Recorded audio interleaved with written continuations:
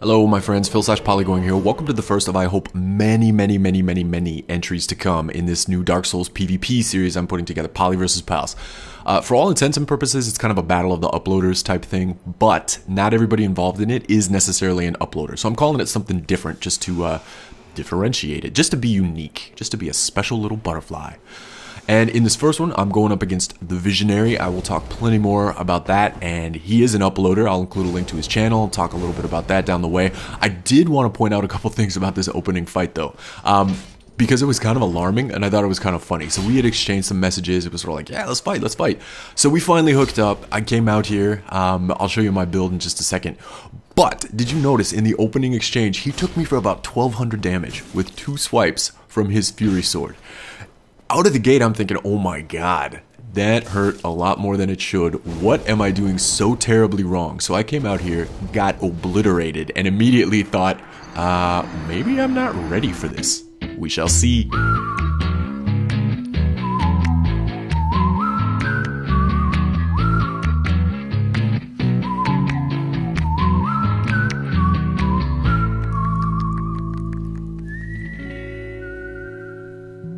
Okay, so quick little bit of setup here. I'm going to show you my build just to give a little bit of context of what we're rolling with.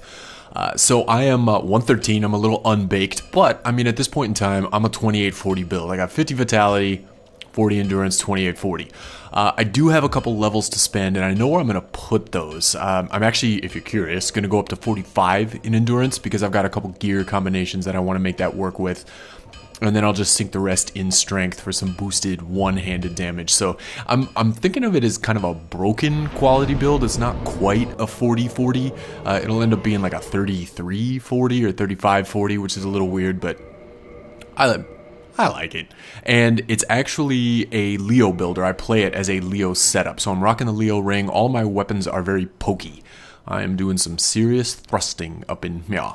But note, if you did note, my armor was not fully upgraded. So after that first little go around, I kind of just used whatever shards and chunks I had on me to do some armor upgrades, and it seemed to make a huge difference. Thank God, because that was complete annihilation. The shrug at the beginning of this fight was actually to say, dude, I have no idea what happened. Sorry about that. Sorry for that pitiful showing. But we were going back and forth about it in the chat, so it wasn't a total surprise. But I still feel pretty sheepish about that. Getting hit that hard with a Fury Sword on like the first time you're meeting somebody for fights is kind of it just leaves you feeling a little vulnerable. It's a laughable first impression. So, you know, enjoy that at my expense. I will say, these matches with the Visionary were just fucking stellar. I mean, I cannot think of a better cat to have met up with and cut my teeth on the series with, just being the first entry in the series. He is a super cool guy. He's a member of the uploader community. I will include a link to his channel in the description and all that kind of stuff. If you're not familiar with it, go check it out. I highly recommend it. He's actually got a bunch of other stuff on there in addition to Dark Souls content. He's got a slew of Demon Souls content. He's got some Dragon's Dogma stuff. He's got some Final Fantasy stuff on there, a couple different playthroughs. He's got some Call of Duty stuff too, but I won't fault him that. I don't hate Call of Duty. I'm just not an FPS guy. But yeah, plenty of other stuff on the channel. He's also a big fan of anime, I guess, so it's quite likely that when you check out some of his videos, you will be greeted with a sprinkling of some anime talk as well. So just cool stuff. I highly recommend it. Go check it out. He's a great member of the community.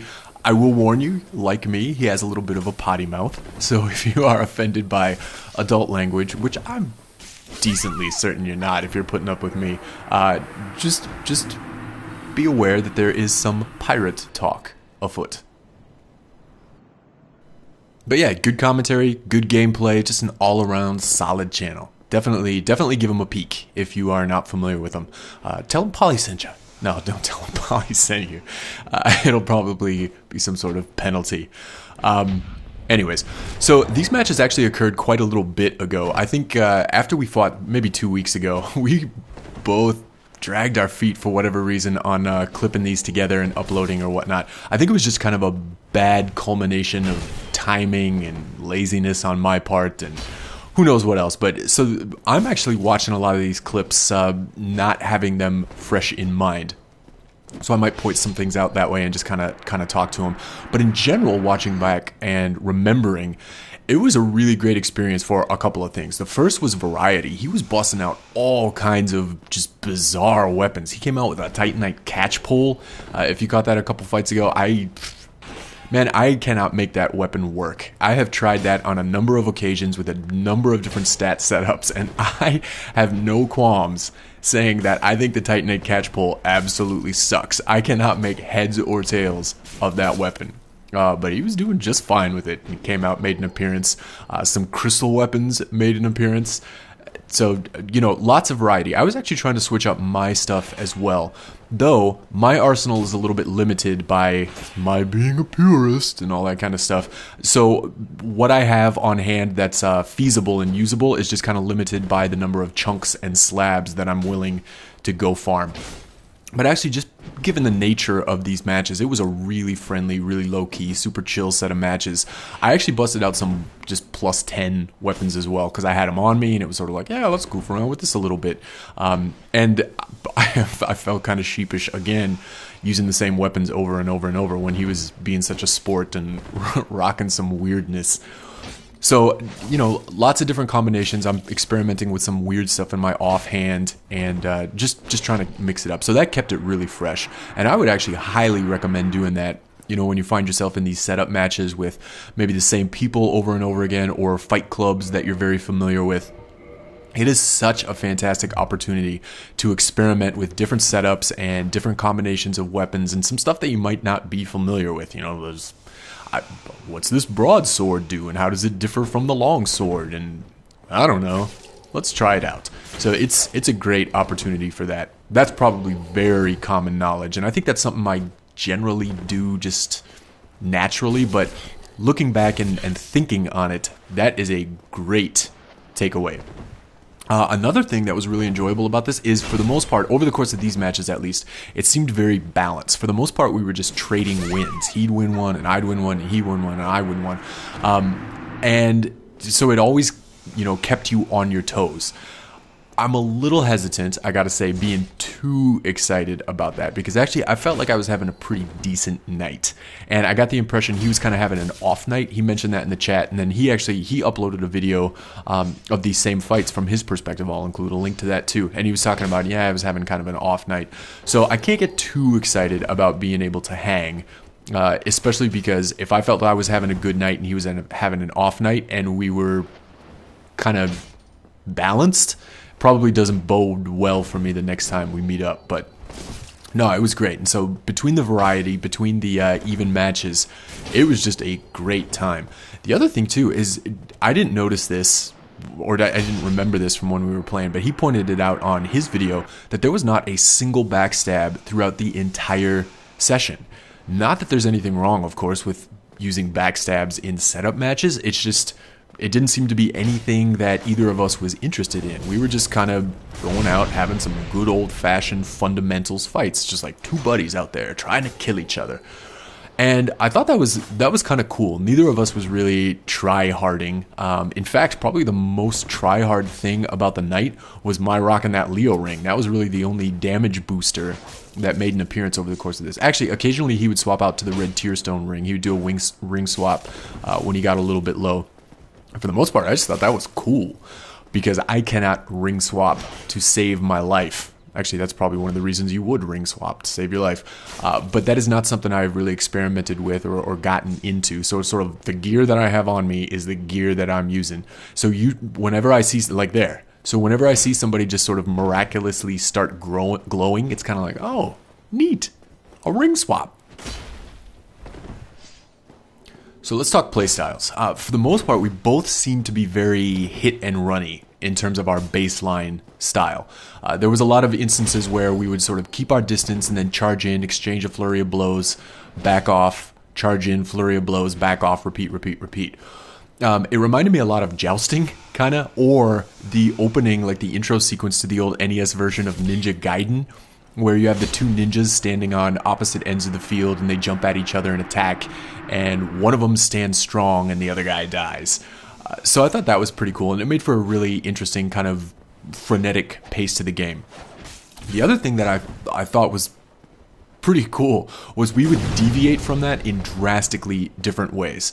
So I would actually take it to the extreme where I'd unlock, run to completely the fucking other end of the environment, probably do some goofy little 360 and then re-engage. So I would deviate in terms of backing off even further.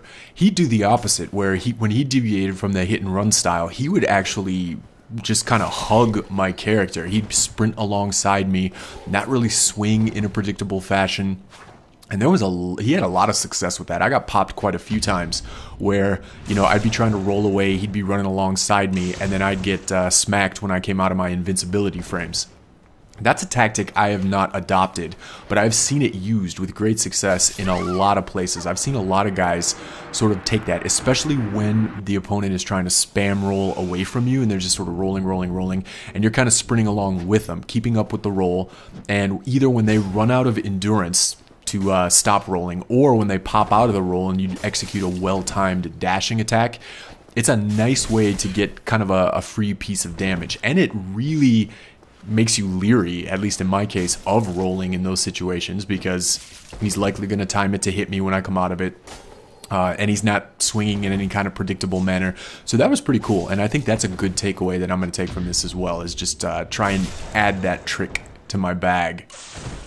That is something I'm definitely going to start incorporating into my play, and I'm actually curious to see how that tactic of, you know, kind of hugging your opponent, sort of staying right up on them during the roll animations, works against cats that are rocking the Darkwood Grain Ring, because I have so many problems fighting the flippy types. So I'm kind of curious to see if that translates to sort of offsetting those increased invincibility flames and the guys that are just flipping around all over creation. If you have any perspective on that, if you have experience kind of taking that technique of hugging the opponent, staying close to them and hitting them when they come out of the invincibility frames, let me know. Give me some insight on that. You know, kind of thinking back on it, another thing I really remember liking was fighting in the parish. I don't do a lot of matches in the Undead Parish, but this was pretty cool. I think this little courtyard out here is a fantastic arena, because it's not quite as tight as the pit in Blighttown. There's still some room to get some distance and back off if you want to, but it's not wide enough where you can just go running completely. So that was pretty cool. And it was also really enjoyable, because every now and again somebody would defeat the gargoyles and you'd hear those bells toll, and it just made me yearn for the start of like a Metallica song or an AC/DC song, or I guess an Ernest Hemingway novel if we want to be erudite about it. But hearing those bells go off was just a nice little piece of ambience fighting down here in the parish. So that was cool. I think I'm going to do some more stuff in the parish. I'm just going to start hanging out here and looking for those who can be fought. And actually that last little exchange just popped something else in my head too. Sorry, I feel like I'm going a mile a minute here all over the place. But I've been thinking a lot about lag. Having come from the PC and just recently starting to play on the PS3, or recently-ish starting to play on the PS3 seems a lot less snappy with connections. I find myself getting a lot more of those ghost hits where you take a swing at a guy and it seems to connect. You might even get that squelching sound effect of when you stab somebody, but they will take no damage whatsoever. And one of the things that's really cool about Battles of the Uploaders, whether they're yours or other people's, when both participants upload the fights, you get to kind of see the physical manifestation of the lag.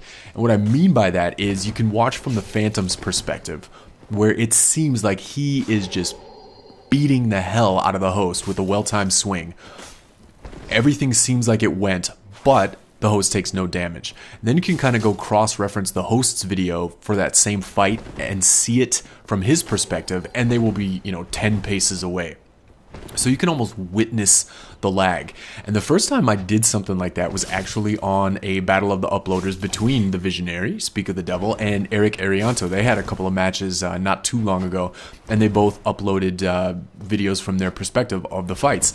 What I did, which I may not recommend, was open up two browsers and try and sync up the fights and watch them side by side. So you can see what the Phantom sees and you can see what the host sees. And sort of, like I said, witness the lag.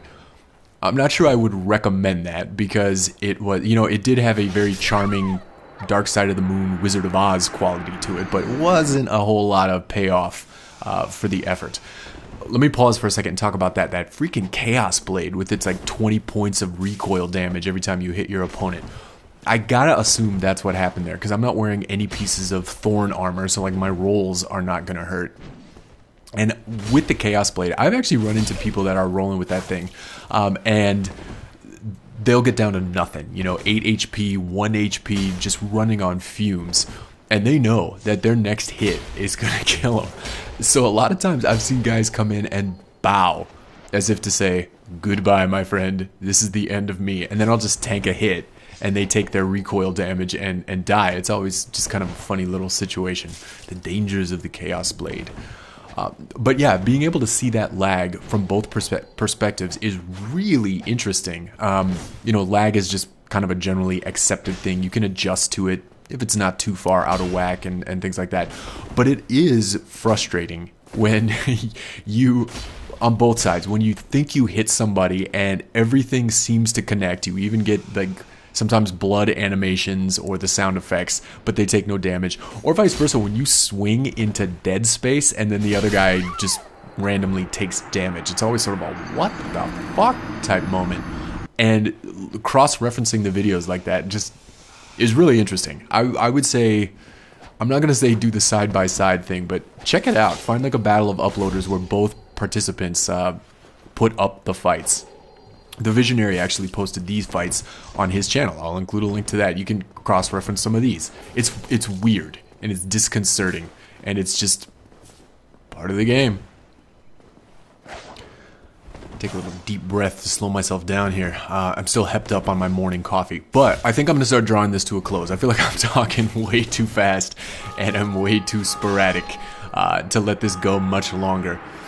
But I got to say thanks again to the Visionary for setting up these fights, man, and for showcasing me on the Battle of the Uploaders, and then also for agreeing to be showcased on my channel. It was great. The fights were an absolute blast, and I would highly recommend checking him out, both for his channel and the stuff on it, and then also just kind of as a player. I mean, he is a great guy to just go out and have some sparring sessions with. I mean, it's great. Super low key, super chill, just like I said. It was absolutely great. So thanks a ton, man. And thank you so much to all of you guys for listening. Quick little channel update. I am actually going to try today to get another episode of my Purist's Guide out there. I realize I kind of need to stop dragging ass with publishing those things because Dark Souls 2 is coming out in the not too distant future, and that thing is kind of struggling for relevance as it is, as Dark Souls ages. It seems a little goofy to do a from scratch playthrough, but I'm having fun with it, and so I'm going to keep it up, but I'm going to try and hurry to get that finished, so I'll try and step up the pace on getting those episodes out there. Otherwise, this thing is going to be out a couple of months after everybody's moved on to Dark Souls 2. It's going to be finished at least, if not out. So I'll step up the pace with that. And I just wanted to say thanks again for watching, for listening, especially for participating in the comments and the feedback. The stuff that you guys are throwing out just continues to be top drawer. So that is pretty awesome. Thank you so much. I will leave you, I think there's one more clip after this of goofballery, and this is just sort of another piece of something I picked up over the course of these fights. So I just discovered you can poke from behind anything. I don't know why I thought that would not be the case. I always thought it was just a shield thing. If you have a rapier or an S-stock or a spear or something like that, you can poke from behind your shield. If you have a weapon in your offhand that can block, you can poke from behind that as well. So here I'm just kind of screwing around with that. I would not recommend it because the stability on those weapons is just so low. It doesn't really work well for turtle pokes. But it's just kind of an interesting thing. Gets me utterly destroyed. Not a sound strategy, but it's just kind of cool. Anyways, thanks again. I will catch you guys in the very near future. Here we are, just hamming it up for the end. Thanks to the Visionary. Thanks to you guys. and we will catch you soon.